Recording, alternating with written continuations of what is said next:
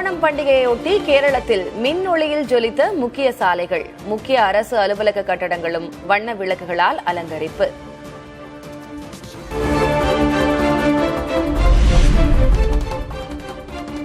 வயநாட்டில் 10 டன் பூக்களை கொண்டு 25,000 சதுர அடியில் பிரம்மாண்ட கோலம். ஓணம் பண்டிகையை வரவேற்கும் விதமாக பூக்கோலமிட்டு பொதுமக்கள் கொண்டாட்டம்.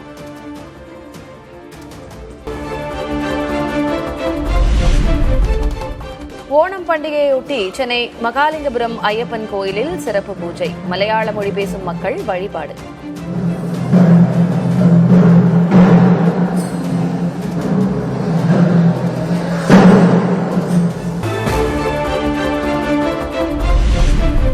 தமிழ்நாட்டில் உள்ள கல்லூரிகளில் களை கட்டிய ஓணம் கொண்டாட்டம். ஆட்டம் பாட்டத்தோடு கொண்டாடிய மாணவ மாணவிகள்.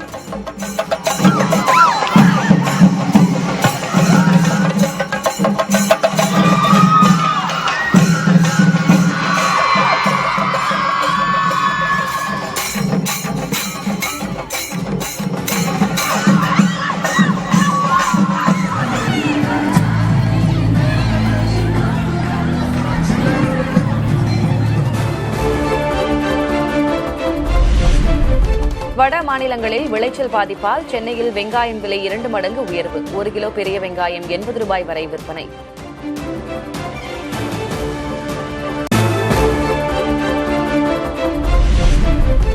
வெங்காய விலை உயர்வை கட்டுப்படுத்த மானிய விலையில் கிலோ 35 ரூபாய்க்கு விற்பனை செய்ய மத்திய அரசு திட்டம். நாசிக்கிலிருந்து கந்தா எக்ஸ்பிரஸ் சிறப்பு ரயில் மூலம் டெல்லி வரும் 800 டன் வெங்காயம்.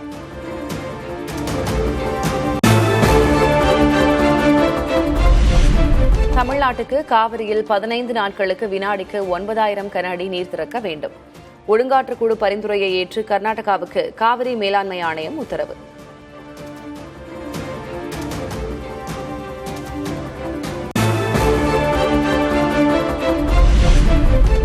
தமிழகத்துக்கு காவிரியில் தண்ணீர் திறப்பதற்கு எதிர்ப்பு தெரிவித்து போராட்டம். கிருஷ்ணராஜசாகர் அணையை முற்றுகையிட முயன்ற வாட்டாள் நாகராஜ் உள்ளிட்டோர் தடுத்து நிறுத்தப்பட்டு கைது.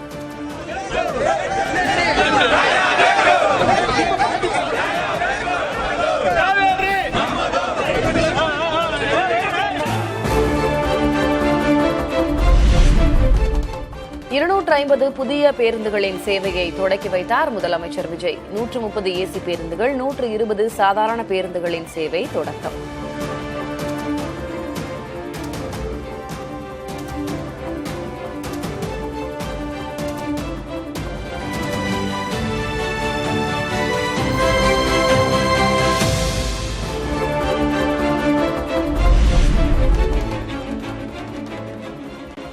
நீலாங்கரை வீட்டின் அருகே நின்று கொண்டிருந்த பொதுமக்களை வாகனத்தை நிறுத்தி சந்தித்த முதலமைச்சர் விஜய். முதலமைச்சர் விஜயோடு புகைப்படம் எடுத்துக்கொண்ட பொதுமக்கள்.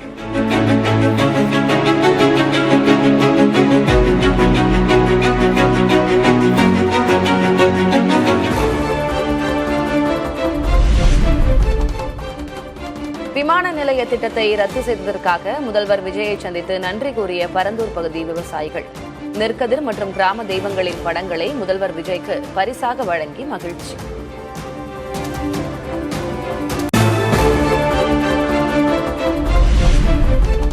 பரந்தூர் விமான நிலையத்துக்காக கையகப்படுத்தப்பட்ட நிலத்தை மீண்டும் விவசாயிகளுக்கு கொடுப்பீர்களா என கே பழனிசாமி கேள்வி. அங்குள்ள மக்களை அகதியாக வெளியேற்ற முடியாது என பதிலளித்த அமைச்சர் நிர்மல்குமார் நிலம் குறித்து பின்னர் முடிவு செய்யப்படும் என விளக்கம். எடுக்கப்பட்ட நிலத்தை என்ன செய்ய போறீங்க? விவசாயிட்டே கொடுத்தீங்களா? இழப்பீட்டு தொகை கொடுத்தாச்சு, அதை மறுபடியும் திரும்பி பெற முடியாது நில உரிமையாளர் இருந்து. அதற்கு அரசுடைய விளக்கம் தேவை. இதற்காக சொந்த நாட்டு மக்களே நம்ம அகதிகளாக வெளியேற்ற முடியாது. அதற்கான மாற்று திட்டங்களை கண்டிப்பாக உருவாக்கப்படும். கையகப்படுத்த நிலம் குறித்து கண்டிப்பாக முதல்வர் ஆலோசித்து என்ன முடிவோ பின்னாடி எடுக்கப்படும்.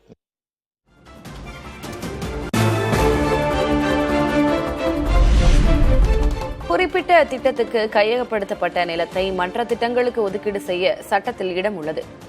பரந்தூர் திட்டத்துக்கான நிலத்தை வேறு திட்டத்துக்கு பயன்படுத்த முடியாது என எதிர்க்கட்சிகள் கூறிய நிலையில் அமைச்சர் கீர்த்தனா விளக்கம்.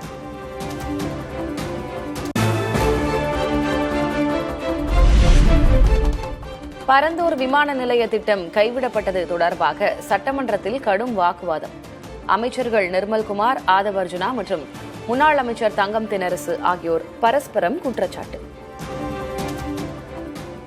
இதுல இப்ப அதிகமாக கவலைப்பட்டு இங்க கதறுபவர்கள் அனைவரும் பாத்தீங்கன்னா ஒண்ணு ஜி ஸ்கோர் மாப்பிளைக்காக இருக்கட்டும், இல்லைன்னா அதுல கருப்பு பணத்தை கொண்டு போய் முதலீடு செய்தவர்களா இருக்கட்டும், வேற யாருக்காகவும் இருக்காது. கண்டிப்பாக விவசாயிகளை மட்டும்தான் கணக்கில் வைத்துக் கொண்டு இது செய்யப்பட்டிருக்கு. I can also pay you in the same currency. G square மாப்பிள்ளை என்று நீங்கள் சொல்வீர்கள் என்று சொன்னால் வேறு எந்த லாட்டரி மருமகனுக்காக புது விமான நிலையத்தை நீங்கள் கொண்டு போவீர்கள் என்று நான் கேட்க முடியுமா? என்ன கேள்வி வேணா கேட்கட்டும், அதுக்கு நான் ரெடியா இருக்கேன். பதில் அண்ணன் கேட்க சொல்லுங்க. நீங்க உட்கார்ந்துங்க. அவர் பேசிட்டான். மாணவி தங்கம் தென்னரசு அவர் மாணவி தன்னம்.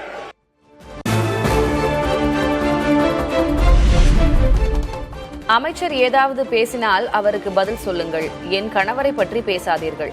என் மருமகன் ஆதவ் லாட்டரி தொழிலில் தற்போது இல்லை என்றும் அதிமுக எம்எல்ஏ லீமா ரோஸ் பேட்டி. எந்த அமைச்சர் என்ன பதிலுக்கு கேள்வி கேட்குறாங்க அந்த பதில் வந்து கரெக்டாக அந்த அமைச்சருக்கு தான் கொடுக்கணும். நிதி அமைச்சர் கேட்டதுக்கு லாட்ரி அப்படின்னு சொல்லிட்டு எங்கள் கணவரை இருக்கிறாங்க. என்னுடைய சன்னுலாம் வந்து லாட்ரியிலேருந்து வெளியில் வந்துட்டாங்க. இருந்தாலும் தேவையில்லாத இதை வந்து பேச வேண்டாம்னு கூறிக்கொள்கிறேன்.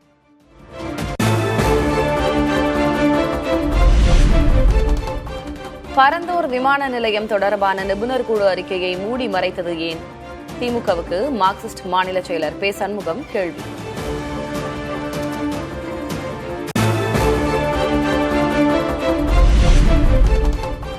சட்டமன்றத்தில் விஷ்ணு ரெட்டி, ஜான் ஆரோக்கியசாமிக்கு நன்றி தெரிவித்த அமைச்சர் கீர்த்தனா. சிவகாசி தனக்கு பொருத்தமாக இருக்கும் என்று தேர்ந்தெடுத்தவர்கள் என்றும் புகழாரம்.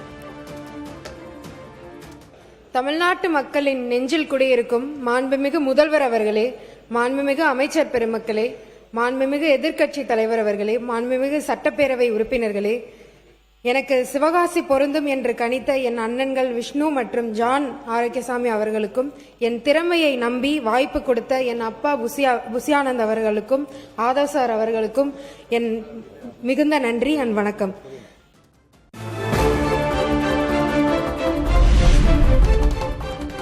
செமிகண்டக்டர் நிறுவனங்களுக்கு பிரத்யேக ஊக்கத்தொகை திட்டம். 500 சிறு குறு நடுத்தர தொழில் நிறுவனங்களுக்கு 600 கோடி ரூபாய் நிதியுதவி வழங்கப்படும் என்றும் அமைச்சர் கீர்த்தனா அறிவிப்பு.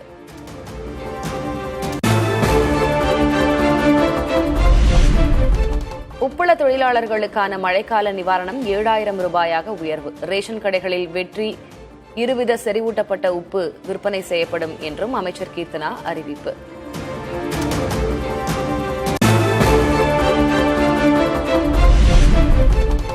தமிழகத்தில் முந்தைய ஆட்சியில் மலைகள் காணாமல் போகும் அளவுக்கு கனிம வள கொள்ளை.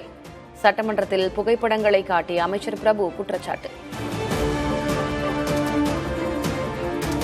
அனந்தலை கிராமத்தில் 16.16 ஹெக்டேர் பரப்பளவுல 70 மீட்டர் உயரத்தில் அனந்தலை மலைன்னு ஒன்று வந்திருக்கு. ஆனால் 1998 அப்புறம் இந்த மலையை காணாமல் போயிடுச்சு. கோயம்புத்தூர் மாவட்டத்தில் முத்தூர் கிராமத்தில் 4 ஏக்கர் பரப்பளவில் 6 மீட்டர் உயரத்தில் குன்று ஒன்று இருந்திருக்கு. ஆனால் 2022 ஆண்டுக்கு பிறகு அந்த குன்றே காணாமல் போயிடுச்சு.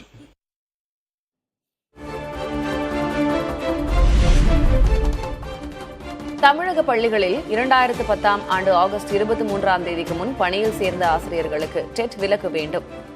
மத்திய அரசை வலியுறுத்தி சட்டமன்றத்தில் ஒருமனதாக நிறைவேற்றிய தீர்மானம். தேர்வு டெட்டில் இருந்து முழுமையான மற்றும் நிரந்தர விலக்கு அளிப்பதற்கு ஒன்றிய அரசை பேரவை ஒருமனதாக வலியுறுத்துகிறது. இந்த தீர்மானத்தை இந்திய கம்யூனிஸ்ட் கட்சி சார்பாக ஆதரித்து வரவேற்கிறேன். தீர்மானத்தை நான் ஆதரிக்கின்றேன். கொண்டு வரப்பட்ட தீர்மானத்தை ஆதரித்து அமர்கின்றேன். திராவிட முன்னேற்ற கழகத்தின் சார்பாக முழுமையாக நாங்கள் ஒத்துழைப்போம். ஏற்போர் ஆம் என்க, மறுப்போர் இல்லை என்க. மறுப்போரே இல்லை என்று கருதுகிறேன். தீர்மானம் ஒருமனதாக நிறைவேறியது.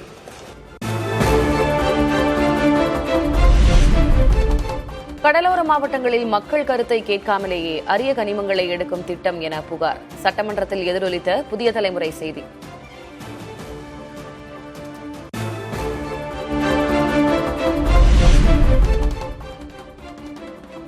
மக்களை பாதிக்கும் திட்டங்களை அனுமதிக்க மாட்டோம். இயற்கை வளங்களை முதல்வர் காப்பார். அரிய வகை கனிமங்கள் தொடர்பான திமுகவின் கேள்விக்கு அமைச்சர் டி. கே. பிரபு பதில். மக்கள் பாதிக்கிற மாதிரி எந்த ஒரு திட்டமும் இந்த அரசாங்கம் கொண்டு வராது என்ற உத்தரவாதத்தை அளித்திருக்கிறோம்.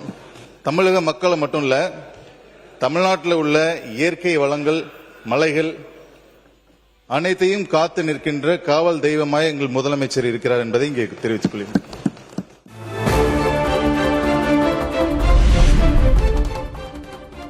முஸ்லிம்களை திமுகவினர் விமர்சித்ததாக குற்றஞ்சாட்டிய தாவேகா எம்எல்ஏ மதார் பத்ருதீன் ஆட்சேபம் தெரிவித்து திமுகவினர் முழக்கமிட்டதால் சட்டமன்றத்தில் அமளி. ஒருத்தர் மட்டும் சொல்லணுமா? தலைவர் அவர்களே, நான் பத்திரிகையாளர் செய்தியில சொல்லல. நான் வந்து பாத்தீங்கன்னா அவங்க மாதிரி வந்து பாத்தீங்கன்னா இல்ல நான் முடிச்சிடறேன் சார், நான் முடிச்சிடறேன். நான் வந்து பத்திரிகையாளர் செய்தியில சொல்லல, நான் பத்திரிகையில வரக்கூடிய செய்தியை சொல்லல, ஆதாரத்தோட சொல்றேன். திமுக எம்எல்ஏக்கள் வசந்தம் கார்த்திகேயன், பூண்டி கலைவாணன் ஆகியோர் தங்களை நோக்கி அடிக்க பாய்ந்ததாக அமைச்சர் ராஜ்மோகன் குற்றச்சாட்டு. இதுபோன்ற உருட்டல் மிரட்டல்களுக்கு தாவேக பயப்படாது என்றும் சட்டமன்றத்தில் பேச்சு. அவர் மாண்புமிகு சட்டமன்ற உறுப்பினர் தான் இடத்தை விட்டு வசந்தம் கார்த்திகேயன் அடிக்கிறதுக்கு பாஞ்சு வந்து ஏவா வேலைன்னா கட்டி பிடிச்சு அணை கட்டி தடுக்கிறார். மதிப்பிற்குரிய பூண்டி கலைவாணன் அண்ணன் அங்க இருந்து நடுகரத்துல வந்து அடிக்கிறதுக்கு வராரு. இந்த உருட்டல் மிரட்டல்களாம் பதிப்படக்கூடிய கட்சி தமிழக வெற்றி கழகம் அல்ல. இதை போன்ற நாகரிகமற்று உருட்டுறது மிரட்டுறதுனாலதான் தமிழக மக்கள் தகுந்த தீர்ப்பு கொடுத்து அங்க உட்கார வச்சிருக்காங்க.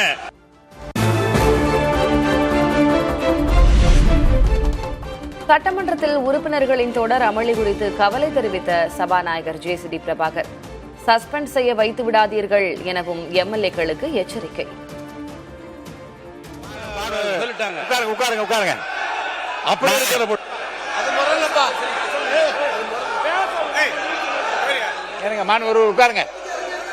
நீங்க உட்காருங்க. உட்காருங்க.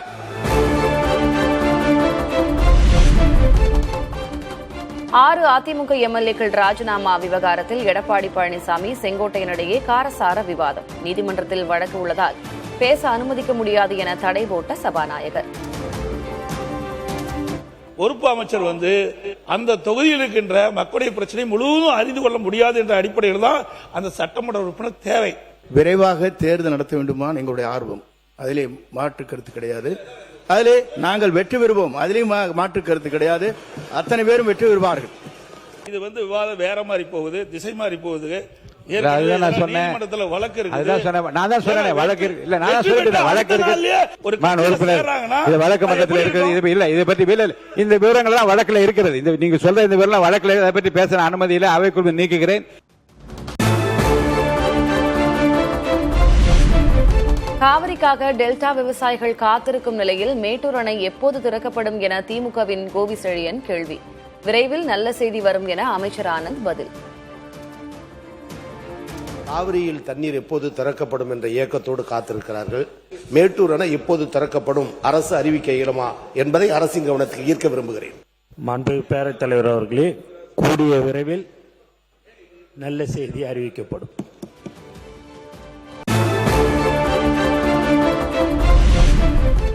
பண ஆசை, பதவி ஆசை காட்டி தொடர்ந்து குதிரை பேரத்தில் ஈடுபடுகிறது தாவேக.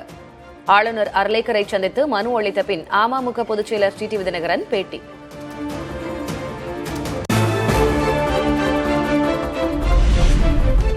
உதயநிதி ஸ்டாலின் மீது நடவடிக்கை எடுக்கும்படி மாநில மகளிர் ஆணையத்துக்கு தேசிய மகளிர் ஆணையம் பரிந்துரை.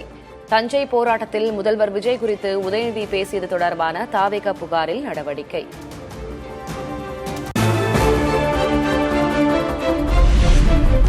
கர்நாடகாவில் 3 தமிழர்கள் சுட்டுக் கொல்லப்பட்ட சம்பவத்தில் அதிர வைக்கும் பிரேத பரிசோதனை அறிக்கை. வனத்துறையினர் செய்தது போலி என்கவுண்டர் என குற்றச்சாட்டு.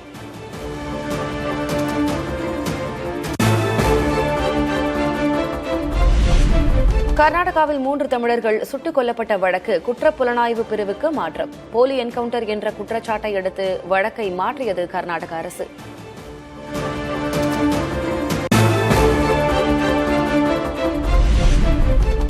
கர்நாடகாவில் 3 தமிழர்கள் சுட்டுக் கொல்லப்பட்டது போலி என்கவுண்டர் என தெரிய வந்துள்ளதாக சட்டமன்றத்தில் கூறிய எதிர்க்கட்சித் தலைவர். தமிழக அரசு உரிய நீதி பெற்றுத்தர வேண்டும் என்றும் உதயநிதி வலியுறுத்தல். 3 தமிழர்களுடைய மரணத்திற்கு நீதி கிடைக்க தமிழ்நாடு அரசு முழு முயற்சிகள் எடுக்க வேண்டும், துணை நிற்க வேண்டும். அவங்க குடும்பத்திற்கு தேவையான நிதி உதவியும் சட்ட உதவியும் அரசு செய்ய வேண்டும் என்று உங்களோட கவனத்துக்கு கொண்டு வருகின்றேன்.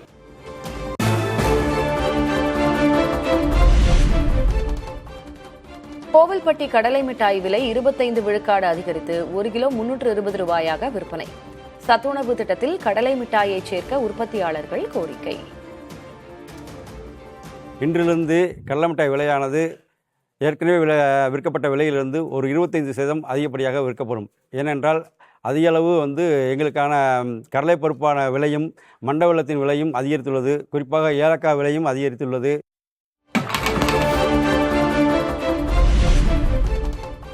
கடலூர் அருகே சரித்திர பதிவேடு குற்றவாளியை சுட்டுப்பிடித்த காவல்துறையினர். கொலை வழக்கில் தலைமறைவாக இருந்தவரை சுற்றி வளைத்த காவல்துறையினர்.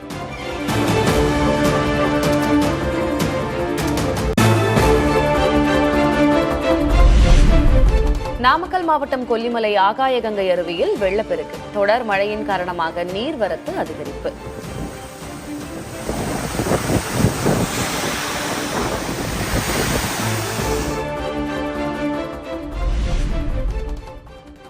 டெல்லி மற்றும் சுற்றுவட்டார பகுதிகளில் 2வது நாளாக கனமழை. தாழ்வான இடங்கள், முக்கிய சாலைகளில் தேங்கிய மழைநீரால் கடும் போக்குவரத்து நெரிசல்.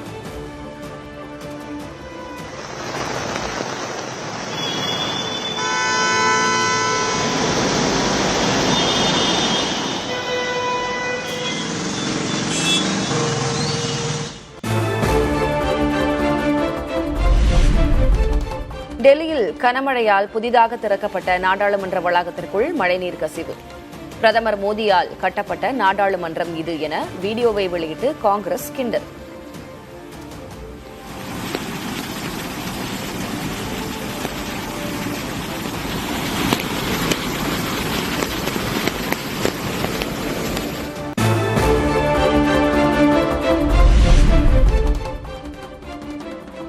டெல்லியில் கனமழையால் இடிந்து விழுந்த பள்ளி சுவர். பள்ளி வளாகத்தை வெள்ளம் சூழ்ந்த நிலையில் விபத்து.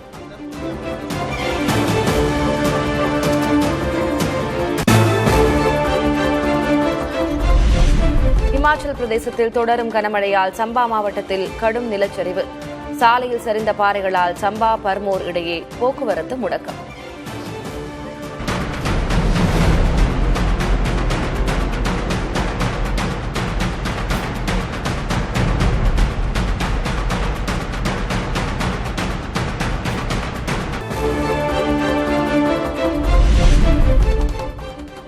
இலங்கைக்கு எதிரான 2வது டெஸ்ட் போட்டியில் வலுவான நிலையில் இந்திய அணி. 3வது நாள் ஆட்ட நேர முடிவில் 8 விக்கெட்டுகளை இழந்து இலங்கை அணி தடுமாற்றம்.